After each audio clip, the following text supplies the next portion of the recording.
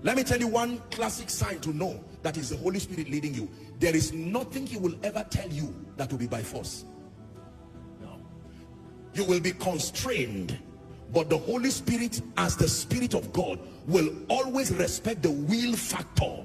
The greatest gift God gave man is salvation through Christ, and even that he never forced it on any man.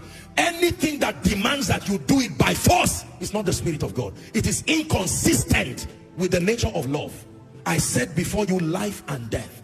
I said before you blessing and cursing. I can only advise you, choose life. That's why the Holy Spirit is called a counselor.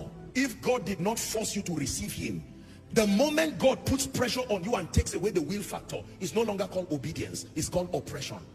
The basis of obedience is that your power to choose must remain. You cannot tell me to obey until you give me an option to disobey.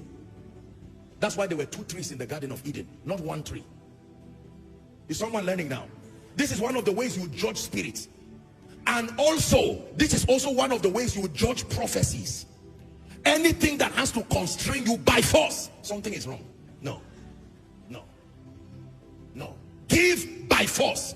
Go there by force. That language of force is not a kingdom language, not towards the saints. Towards demon spirits, yes sir, but not the saints. Is someone learning already? Not by force.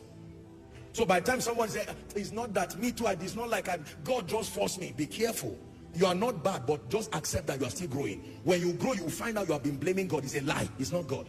God constrains. He puts pressure within your heart, either to go or to stay.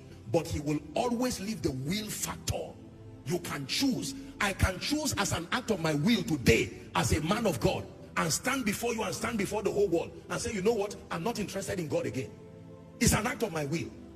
You will intercede for me, but at the end of it, when you intercede for me, let me tell you what happens. The Spirit of God will keep revealing to me the excellency of staying with him and the disaster that may happen to those he has connected to my grace. But at the end of it, when he finds out I have made up my mind, he will honor my decision and raise another person. That's how God works.